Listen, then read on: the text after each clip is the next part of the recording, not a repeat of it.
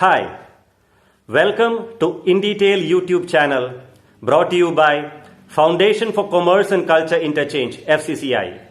My name is Premjit and I'm the host for this channel on behalf of FCCI. Through this channel, we try to bring in information from India that matters your business.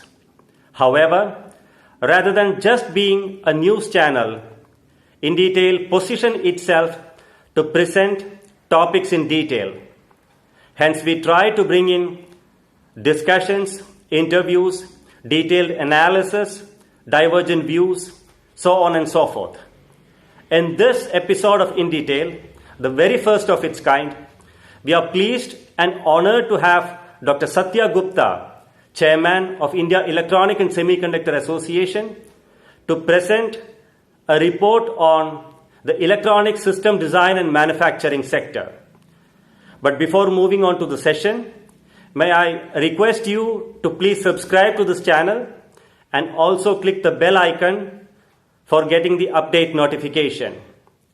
With this short intro, may we move on to the session and listen to Dr. Satya Gupta on the India electronic system design and manufacturing sector.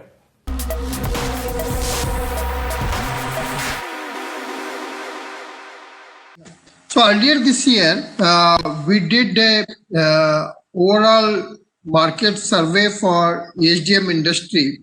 So the four major thrust areas, which are basically summary of this report, the consumption of electronic goods at the consumer level was 180 billion in 2019, which is expected to grow to about 368 billion by 2025.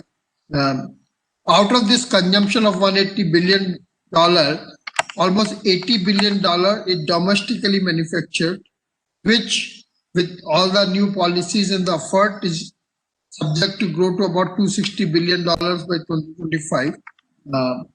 Currently, this industry is employing about 6 lakhs people, which is 600,000 people, and it's supposed to grow to 2 million people going forward.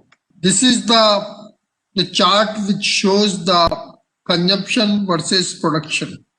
So as you see, from about 100 billion in 2016, it's expected to grow at $368 billion by 2025, and almost 21% CAGR, which is much higher than most of the other industries in the same time period. Right? And if we see the production also in last couple of years has taken a significant boost, and we see that almost 70% of the needs consumed in electronics by the consumers will be produced basically domestically by 2025. So the challenge here are twofold, right? Still there is a gap between production and consumption of about $100 billion. The government policies and the industry effort and international partnerships should be able to bridge that gap, and we hope that by 2025 this gap of $100 billion, which is projected as of now, we should be able to close that gap. Second part of the challenge is that although the manufacturing is growing significantly, but the domestic value addition in the manufactured goods in the electronics area is still hovering around basically 15 to 17%, right? To make it more meaningful for all the partners, right? The domestic value addition, we envisage that it should go to about 40% by the time period. That's how the whole ecosystem will grow around the electronics manufacturing when there more domestic value starts happening, right? If we look at the overall breakup of ESDM industry or ESDM ecosystem, we can divide it in this basically 8 or 9 pieces. The market demand is what is the pull factor, and considering the aspirational people, aspirations of the young people in India, market demand for electronics product is very high, and that's why we have kept it green. The electronics product which are done by domestic players, we feel still it's basically lagging behind, so it is in the red. Electronics manufacturing over last 7 to 8 years has picked up very well. So it's in the emerging category where we are making good progress, and we need to continue to make this progress. Embedded software, India has always been good at embedded software. So I think basically that's a plus point. System design, which will go into ultimately electronics product. The design part we are good, but not basically doing the products ourselves. Same applies when we go deeper down from electronic systems. They are primarily composed of the semiconductor products inside, and we have very weak basically semiconductor product ecosystem. Although the semiconductor design portion is very well where we are doing the design for the world, but the products are not coming out in the fabless or semiconductor products. And the last, which is the heart of all of these things, is semiconductor manufacturing, which we normally refer as a fab or a TMP, right? Still, basically, that sector is very weak, and we don't have too much of semiconductor manufacturing. So, I think the crux of this chart is that these are the 3 or 4 focus areas, and we see there is a lot of potential in partnership with basically Taiwanese companies in these areas. If you basically take a mega or meta view of things, right? I think Taiwan is very well established as a leader for semiconductor manufacturing and electronics manufacturing as well, right?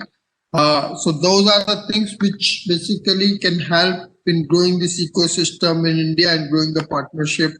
And then the collaboration at the startup level will help basically develop the products which are meaningful for both sides of both the countries to make it a meaningful collaboration. Moving forward, I think a lot of people now talking about semiconductor manufacturing with basically so much happening around the world. And Government of India is also very focused in basically making good progress in this area. So as we talk, basically there are 3 components, primary components of manufacturing in electronics. One is basically wafer fab, where we make the chips, ATMP, where we package and test these chips, and electronics manufacturing, where using these chips we manufacturing the systems and the products, right? So I think as we saw earlier, EMS side we have made good progress, but government is putting a lot of effort in the wafer fab and the ATMP side to grow that sector. So I think this is what I wanted to basically talk 15-20 minutes about the state of the union for ESDM 2.0. We believe basically India has strength in design and startup ecosystem, whereas our counterparts in Taiwan has very strong basically presence in semiconductor and electronics manufacturing. Obviously, there are other areas of the technology also there, but these are the 2 areas where basically there is a strong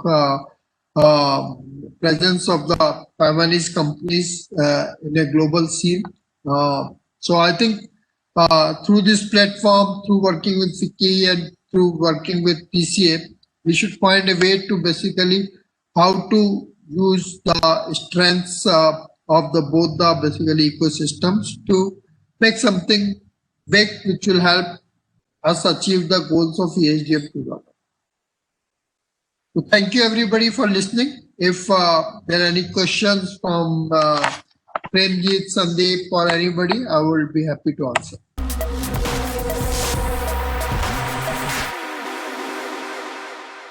Do you think the India-Taiwan, business relationship is ready to move on from the current maybe more transactional level to more deeper, more joint ventures happening, more capital inflow and outflow happening in the countries, and especially considering the new geopolitical scenario as well as post-COVID scenario where things are undergoing tremendous change. Where do you think the business houses from India and Taiwan need to go towards to make it, use the opportunity more? Sure. So I think to start with, when I was talking about the PLI scheme, right, for electronics manufacturing primarily, I think one of the global players or global players from a country which came up and basically started participating in the PLI scheme were Taiwanese companies, right? So I think many Taiwanese companies have applied for the PLI and have got the benefit, right? And I see the basically companies like Wistron and Pegatron are basically making the huge stride in expanding their volume of activities, and also not just themselves, they are helping creating ecosystem around it, right? For example, the companies which are basically engaged in manufacturing iPhones and so on and so forth, right? They are creating the domestic ancillaries which will supply certain basically parts to them, right? So I think that's a very good thing which has happened in last basically couple of years. We see more to it. While we do basically end devices like iPhone, smartphone, and other things, we need to basically engage more at basically very highest level, maybe government to government and so on and so forth, to participate into more component level manufacturing, whether it's ATMP or basically semiconductor manufacturing, because that opportunity do exist. India today consumes almost 20 billion plus semiconductors, right? And in my earlier talks about the fabless industry, right? I have always talked about that we should try to grow the fabless industry so that we can consume 5% of the TSMC's basically to overall capacity, right? So not just consuming TSMC's capacity, but if there are basically meaningful projects to set up the joint ventures for semiconductor manufacturing, either at the government level or basically big industrial basically players in that space, I think that will be something fantastic which could happen. The government is very committed to making this happen. We have to basically, I think, work on both sides to see how we can basically in next couple of years at least start few projects where we can start doing the semiconductor and component manufacturing. Third will be basically, I think, collaboration on the startup side, as both the countries are focusing very heavily on the startups in various areas like agriculture, food, environment, healthcare. I think there are good amount of opportunities to both the technology and the market collaboration, where basically Taiwanese companies can find the market in India. Indian startups can use some technology from basically Taiwan on basically other infrastructure ability. So I'll say these are three areas where basically significant collaboration between the two countries can be done. Government is India is committed. ISA is very committed. What I'll say is that let's put some basically programs on the ground, meaningful programs on the ground, which can basically start resulting into some positive results in all the three areas. It was very wonderful to listen to you in terms of like, the hand-holding support that the ISA providing for the the Taiwanese industry to either do business in India or set up joint operations. Because I always feel that it's wonderful that the business people can talk, because everybody is interested in the ROI, so they can talk in that tone, and then identify a particular area to do the business, and then probably get the facilities from the government in terms of doing it. So it's I also understand that ISA have a very wonderful program called ISA for New, which specifically help those foreign companies who wish to do business or just understand the market as well, providing all the supports to them. Taking a very, very, very straightforward question, we all read about the unfortunate incident happened in the Wistron facility, which is, I think, it's just a one of its kind. It's not a very common kind of a thing. So, what will be your advice or your suggestion to the Taiwanese companies in terms of how to look at the Indian operations, or how do they plan their India entry in this background? So, taking 30 seconds about the Wistron thing, means, as you said, it's a one-off and unfortunate thing. They are almost basically today India has more than 200 basically electronics manufacturing plants across basically different states and so forth. So this is only one-off incident. Maybe it has something to do with the people being frustrated during the pandemic, and there may be so many psychological things going on in the current environment, I think. And ISA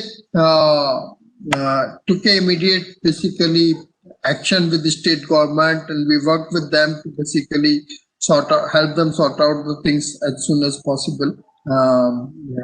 And hope, I think basically we are regularly in touch with the basically local management, Sudipto and other people, right? To basically any help which they need to provide, right? And we also basically felt that the good work which Wistron is doing, right? We gave them the highest Technovation award, which I was talking earlier, in terms of the best manufacturing company basically in the country, right? So I think they are doing very wonderful work. We should just move on from whatever unfortunate thing has happened. For the new companies, basically the ISA for New program was created for basically helping out anybody, small or big, to set up their shop. So we will work basically through, as I mentioned, few areas, right?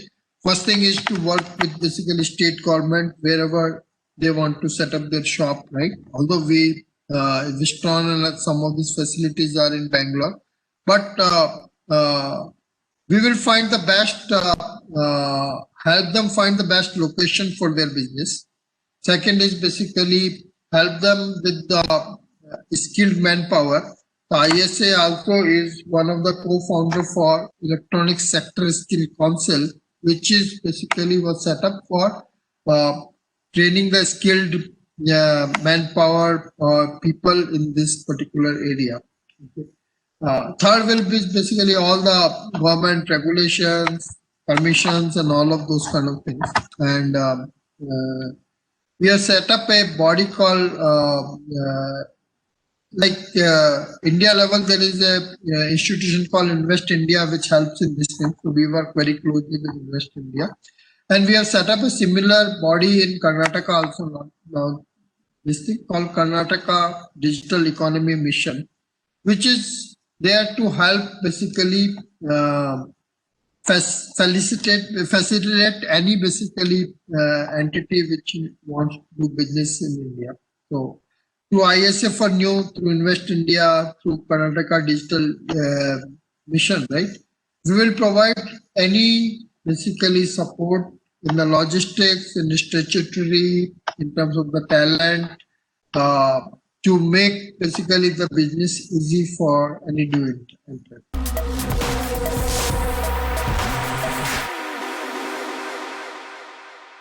So that was our first episode of In Detail YouTube channel, and you were listening to Dr. Satya Gupta, Chairman of IESA.